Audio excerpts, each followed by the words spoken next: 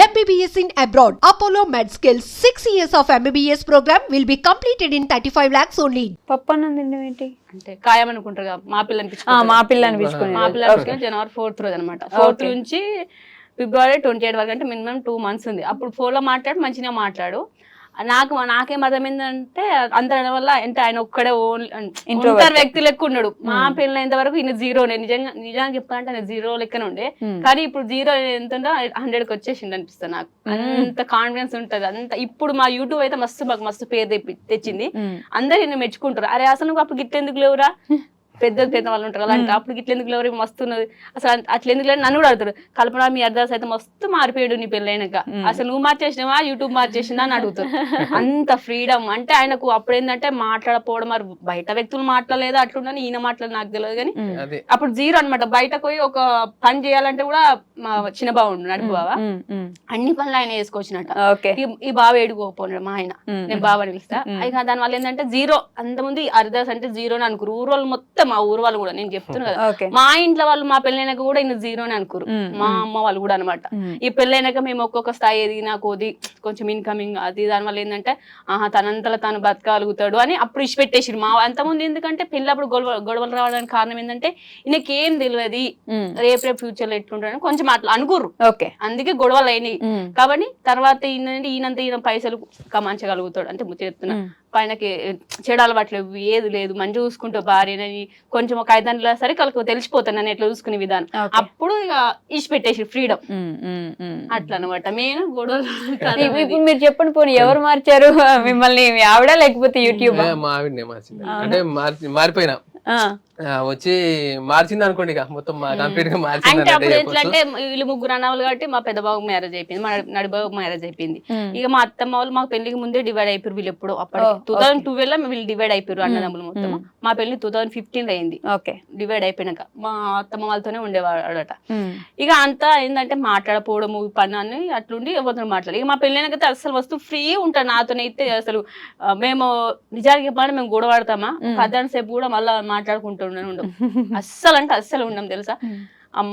ఇప్పుడు మళ్ళీ ఇంకోటి చెప్పాలంటే ఎటు పోయినా మేము మంచి ఇద్దరం పోతాం. అస్సలు నన్ను ఇచ్చిపెట్టి అస్సలు ఉండడు ఆయన. అస్సలు అంటే అస్సలే. ఇప్పుడు నేను ప్రెగ్నెన్సీ ఉన్నప్పుడు డెలివరీ అయినప్పుడు అంటే 1 week గంతే, స్కూల్ సండే వచ్చి మళ్ళీ 1 week తర్వాత మళ్ళీ వచ్చినాడు. గంతే మించి మేము ఎప్పుడు ఇచ్చిపెట్టి ఉండడు. అమ్మ వాళ్ళ ఇంటికి ఇప్పుడు కూడా నన్ను ఉంటది అసలు ఏడికి పంపించాడు. బస్సు ఎక్కియాడు. వీలైతే మా ఇంటికి పోవాలంటే మా అన్నను వచ్చి ఎక్కించుకోమంటాడు నీకు అవసరం ఉంటే, లేదంటే నేను దించొస్తానని మంచి చూసుకుంటాను చాలా. అది అప్పటికి పోతారు మాట్లాడలేదు నాకు తెలియదు, కానీ నన్ను మంచి చూసుకుంటారు చాలా అనిపిస్తుంది నాకు. అంతేనా? ఇంకోటి ఏంటంటే మళ్ళీ ఇప్పుడు చాలా మందికి డబ్బు ఉండాలి అంటారు కదా. మా అత్తమ్మ సైడ్ అయితే కొంచెం అది, కానీ డబ్బున్న వాళ్ళు కూడా మంచి చూసుకోరు. ఇది మాత్రం గ్యారెంటీ ఇస్తా. కొంతమంది మంచి ఉంటుండొచ్చు కానీ మనీ ఉండగానే అయిపోదు. ప్రేమ మంచాలి, మంచి చూసుకోవాలి, ఫుడ్ అన్ని ఎక్కడికైనా ఫెసిలిటీ అంత మంచి చూసుకోవాలి. నాకు చాలా అనిపిస్తుంది. నాకు ఎంత ధనం అవసరం లేదు అనిపిస్తుంది నాకైతే. నిజంగా చెప్పాలంటే భార్య భర్తలు అంటే ఇట్లా అనిపిస్తుంది నాకు. ఓకే, కానీ డబ్బులు లేకపోతే మామూలుగా ఆడపిల్లల్ని అసలు ఇవ్వరు కదా, పెళ్లి చేయాలంటే 100 చూస్తారు. అవునవును చూస్తారు. కాకపోతే నాకు తెలిసినంత వరకు వీళ్ళు చూసింది ఏంటంటే ఫ్యామిలీ మంచి వాళ్ళ కాదా, ఈ పర్సన్ ఎట్లాంటి వాడు, ఏమన్నా అలవాట్లు ఉన్నాయా లేదా అని ఎంక్వైరీ చేసిన తర్వాతనే వీళ్ళు చూసి చేసి. మా ఊరు నుంచి వీళ్ళూరికి ఒక 30 members ఆడపిల్లలు వచ్చారు. ఓకే, ఒక్కొక్క అంటే ఇప్పుడు కాస్ట్ వైజ్ గా ఒక్కొక్క 10 మంది మా ఊరు పిల్లలు ఇక్కడికి మా ఊరికి ఇచ్చారు అనమాట. తిరుమలాపూర్ మా ఊరు, వీళ్ళది ఆరేపల్లె నుంచి తిరుమలాపూర్ కు చాలా మంది పిల్లలు. నా లెక్కల ఒక 30 members ఉంటారు. ఓకే, ఆ ఊరోళ్ళే మంచి మళ్ళా వాళ్ళందరూ తెలుసు కదా. ఇప్పుడు ఏమన్నా అడగాలన్నా వాళ్ళని అడిగితే చెప్తారు నా గురించి. అట్లా ఎంక్వైరీ చేసి ఇక మళ్ళీ ఇంకొకటి ఇప్పుడు ఈమె చెప్పింది కొన్ని విషయాలు నాకు ఇప్పుడే తెలుస్తుంది. నాకు కూడా ఇప్పుడు ఏంది వీళ్ళ ఫ్యామిలీ, ఇప్పుడు మీ అమ్మ నాన్న అనుకున్నది నా గురించి కొన్ని విషయాలు నాకు తెలియదు. అంటే అప్పుడు అట్లా ఉన్నావు లేదా బాబు? అట్లే ఉన్నా కానీ మీరు ఇట్లా అనుకున్నారని నాకు తెలియదు. మరి నాకు తెలియదు, ఇప్పుడు తెలుస్తుంది. డబ్బులు లేకుండా సరే ఏంటంటే వ్యసనాలు, ఏది సిగరెట్ గానీ అదర్ ఇంకా ఎవ్వి ఉండదు. ఓకే, నాకైతే మళ్ళీ ఫ్రెండ్స్ సోపతి ఏది ఉండదు. ఇప్పుడు వచ్చినా పోతే ఒక గంటన్నర పోతే గంట, అంతకుమించి అసలు పోనాడు. మళ్ళీ వచ్చేస్తాడు. మళ్ళీ అడిగినా తిన్నారా ఉన్నారా చిన్నోళ్ళు అన్నా ఫోన్ చేస్తాడు మాకు. అందరేమో వాళ్ళ కోసం వెయిట్ చేస్తారు కదా, బాయ్స్ కోసం వస్తున్నా ఫోన్ చేస్తారు కదా. ఈయన అట్లా నాకే మళ్ళీ చిన్నోడు వండడా, శ్రద్ధ వండుకుందా, నువ్వు తిన్నావా, లేట్ అయితే నువ్వు తిన్నా, అట్లా ఫోన్ చేస్తారు బట్ ఎట్లా అనిపిస్తుంది చెప్పు, పైసా ముఖ్యమా, మన మంచి ముఖ్యమా? అందుకే అనింది ఎలా అయినా ఒక మంచి పార్ట్నర్ ఉంటే ఎన్ని కష్టాలు వచ్చినా సరే ఈదుకుంటే వెళ్ళిపోతారు అని చెప్పేసి. మళ్ళా ఈయన ఖర్చు పెట్టాడు కాబట్టి మేము కొంత సంపాదించేసారు, మాకు ఒక ఫుడ్ ఖర్చు అంతే, మించి మిగతా అన్ని మేము సేవింగ్ చేసుకుంటాం. అస్సలు అంటే అస్సలే. ఓకే, ఏదో చెప్తున్నారు మీరు. లేదు ఇప్పుడు మేమిద్దరం కలిసి ఏదన్నా ఆలోచించుకున్నా కానీ మేమిద్దరం కలిసి ఆలోచించుకుంటాం. ఏదైనా డిసిషన్ తీసుకోవాలన్నా, ఫ్యామిలీ గురించి డిసిషన్ తీసుకోవాలన్నా, లేకపోతే బయట విషయాలు ఏదైనా తీసుకోవాలన్నా మేమిద్దరం ఆలోచించుకున్నాకనే చేస్తాం అన్నట్టు. అట్లా అని చెప్పి మా ఇద్దరికి కొంచెం అండర్స్టాండింగ్ బాగుంటుంది. బాగా కష్టపడ్డారా ఈ ఫ్యామిలీని ఎదుకు రావడానికి? లేదండి, కష్టమేం లేదు. ఎందుకంటే వైఫ్ సపోర్ట్ మంచి సపోర్ట్ చేస్తుంది ఏ విషయమైనా. ఇప్పుడు నేను ఏదైనా ఫీల్ అయినా బాధపడ్డా గానీ నా ప్లేస్ నుండి బాధపడి దానికి ఎట్లా పరిష్కారం అనేది చెప్పగలుగుతుంది. అంత అర్థం చేసుకుంటాను. మొత్తం ఎత్తేస్తున్నారు మిమ్మల్ని. మేమిద్దరం ఈయననేమో మళ్ళీ ఇంకోటి ఈయన కనవాడు అంటే నేనేమో మాటలు ఎక్కువ మాట్లాడతాను అందరికీ మాట, కానీ ఈయన ఎన్నుకుంటే నన్ను సపోర్ట్ చేస్తా కాబట్టి నేను ఇంత మాట్లాడగలుగుతా, నేను ఇంత యూట్యూబ్ లో అయినా మాట్లాడగలుగుతా, చేయగలుగుతా. ఈయన సపోర్ట్ లేని ఏది కాదు. ఓకే, కల్పన హరిదాస్ ఛానల్ గానీ, శ్రద్ధా మంతిన ఛానల్ గానీ ఎలా అసలు యూట్యూబ్ ఎందుకు పెడదాం అనుకున్నారు?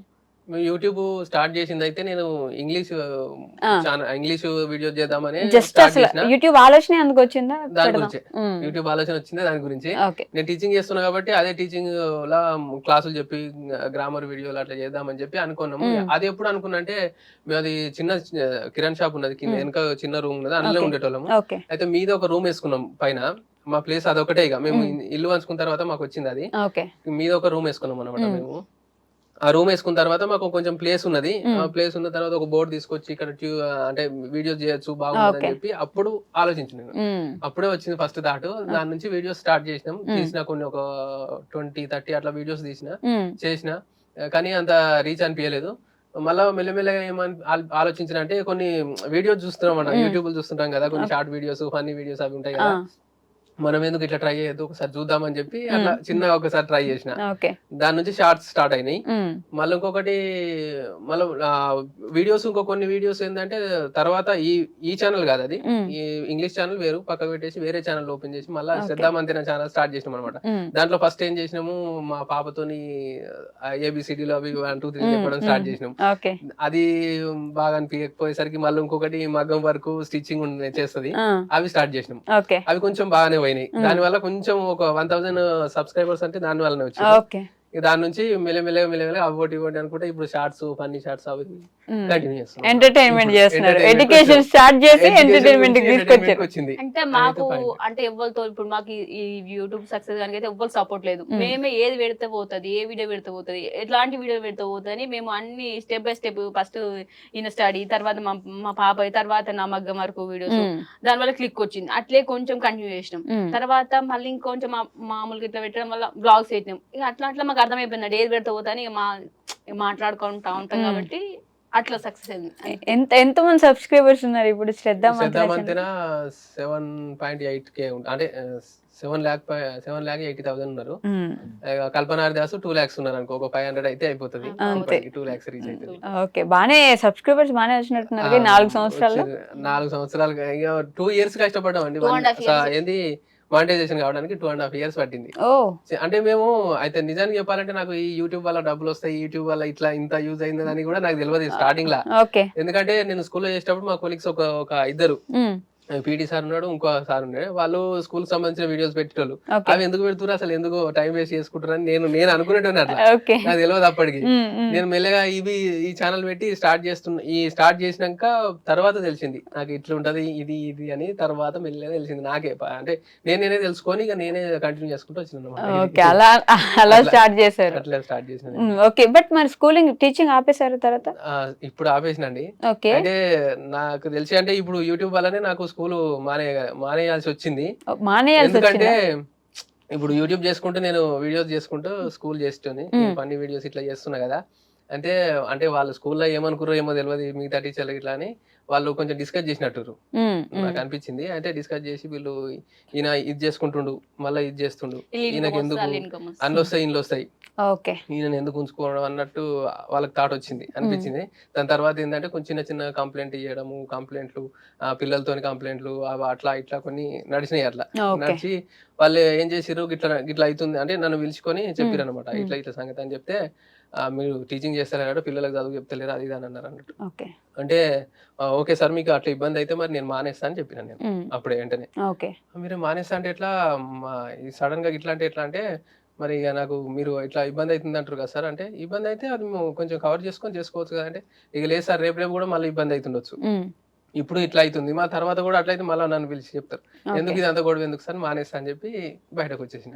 ఓకే అంటే మెయిన్ ఆడ ధైర్యం ఏంటంటే, నాకు అప్పుడు బయటకు వచ్చేటప్పుడు కూడా ధైర్యం ఏంటంటే, ఏదైనా బిజినెస్ చేద్దామని థాట్ ఉన్నది అప్పటి నుంచే, ఒక 5 years బ్యాక్ నుంచే ఎప్పటి నుంచో అనుకుంటున్నా, ఓకే అరే బిజినెస్ చేద్దాం, కొన్ని డబ్బులు వచ్చినాయి అంటే పని చేసినా కదా మేడం, ఇప్పుడు స్కూల్లో చేసుకున్నా కాబట్టి ఇంత డబ్బులు వచ్చినాయి, ఆ డబ్బులతోని ఏదైనా చిన్నగా స్టార్ట్ చేసుకుందాం అని చెప్పి ఉద్దేశంతో ఇట్లా ఆలోచించి రానని చెప్పి స్కూల్లో చెప్పేసిన, యూట్యూబ్ కంటిన్యూ చేసుకుంటూ అది చేసుకుంటామని, యూట్యూబ్ చేస్తూ బిజినెస్ చేద్దామని బయటకు వచ్చిన. మరి బిజినెస్ స్టార్ట్ చేశారా?